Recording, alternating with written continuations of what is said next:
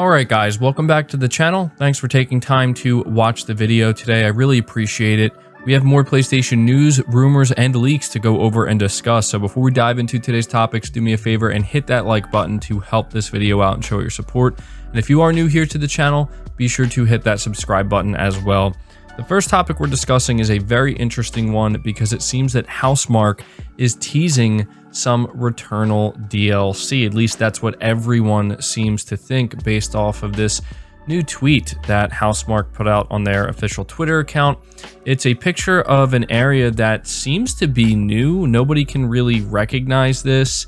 And they say Atropos with a question mark, which is particularly interesting because they seem to be alluding to the idea that, well, if this is a DLC tease, it's obviously not going to take place on Atropos.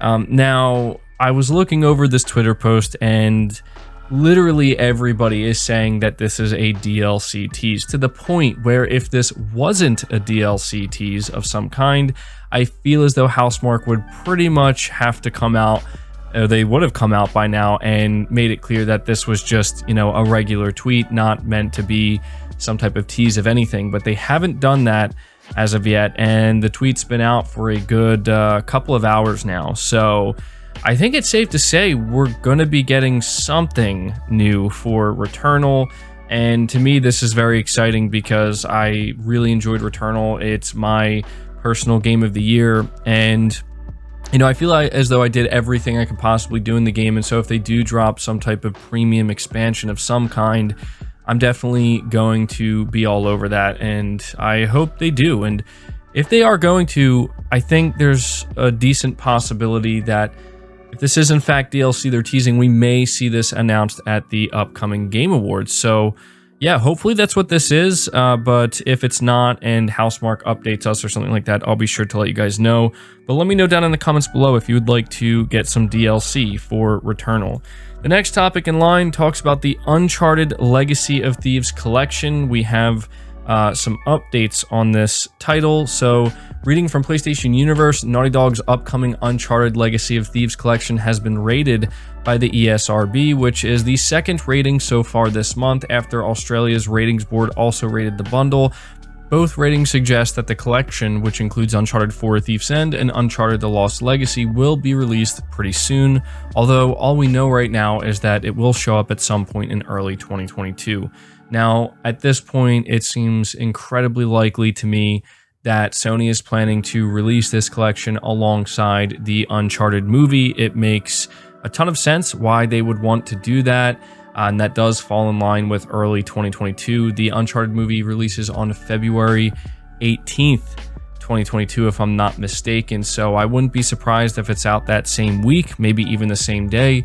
Who knows? But yeah, I think that that's what we're looking at here. It's also worth noting that apparently we won't be getting the multiplayer with this, which I think is going to leave at least some people feeling disappointed. So again, reading from PlayStation Universe, Uncharted 4, when it originally launched on the PS4, included a multiplayer component that was made quite popular in Uncharted 2 and continued on since. The PS5 and PC remasters, however, for Uncharted 4 likely won't include any online multiplayer component. At least that's what the ESRB might be saying. The news comes from the website VGC, who spotted that the ESRB seems to be classifying Uncharted 4 and the Uncharted Legacy of Thieves collection as having no interactive elements.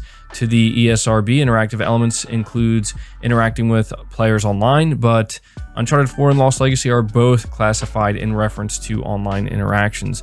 It seems like a confusing mess as to whether or not multiplayer will be there, but it's worth noting that the more likely answer is that they have decided not to include the multiplayer component. So, you know, we don't know for sure yet if it's going to have the multiplayer. There's a little bit of, you know, conflict going on here, but I would just assume that it's not going to, because I feel like if it did, they would have advertised that alongside this as like a, you know, a selling point, like, hey, and it also comes with, you know, the Uncharted 4 multiplayer.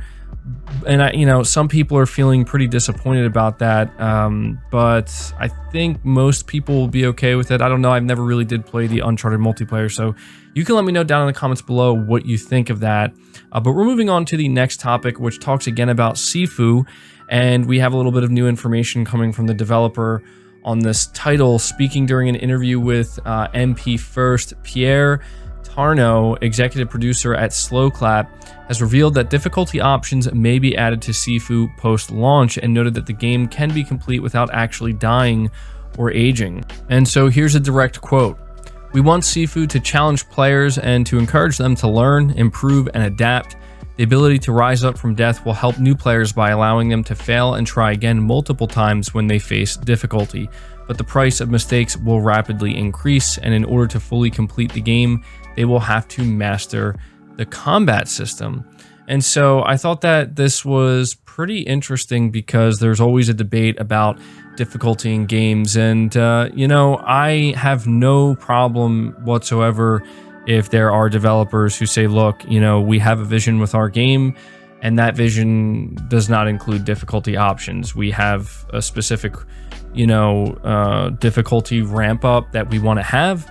And, the reality of that is not everybody's going to be able to complete it or even partake. But again, I'm of the mindset, just respect the developer's wishes. But it is worth noting that they are saying here that they may add difficulty levels post-launch. And so maybe they're going to wait to see how people respond to it and how much outcry there may be for something like that. But it's going to be interesting. SIFU is a game, as I'm incredibly excited for, and it seems like it might actually be a more challenging game than maybe some of us originally thought. But I'm definitely looking forward to that challenge, and can't wait for this game. So let me know what you think about that down in the comments below. The next topic we have in line is in regards to Battlefield 2042, which, to be honest, it seems like this game is kind of a mess right now. A lot of people have been telling me that they've been enjoying it, but it seems like it certainly has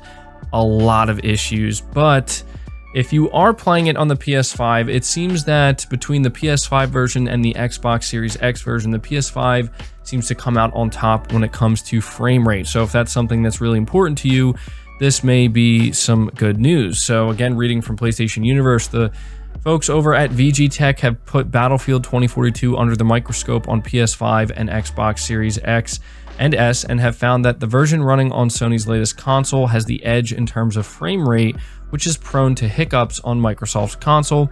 According to the test, very large frame time spikes were recorded on the Xbox Series X, which wasn't the case on the PS5 or I think even the Xbox Series S. Both the PS5 and Series X employ a dynamic resolution for Battlefield 2042, which at its highest reaches a native 4K resolution, but at its lowest hits 2560 1440.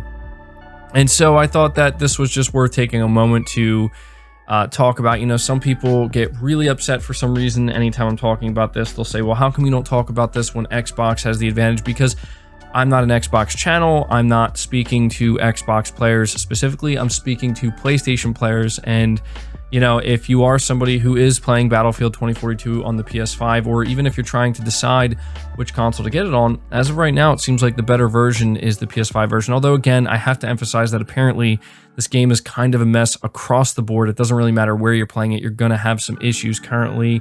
It's clear that DICE, has their work cut out for them. But I still think it kind of speaks to, the narrative that was there for quite some time with the PS5. We were told that essentially the PS5 was going to, be knocked out early in round one when it came to these types of tests. And here we are over a year later, and the PS5 still continuing to hold its own and show that it's, going to have advantages for some multi-platform titles. And, I think that's just how it's going to continue to be throughout the remainder of the generation. Maybe you can let me know down in the comments below what you make of this and whether or not you've been playing this game and what you think of it so far. But that's going to do it for this video, guys. I hope you did enjoy it. I hope you did find it informative. Be sure to leave it a like if you did, subscribe if you're new, hit the bell notification icon, and feel free to share this video out on top of all that. But until next time, guys, take care.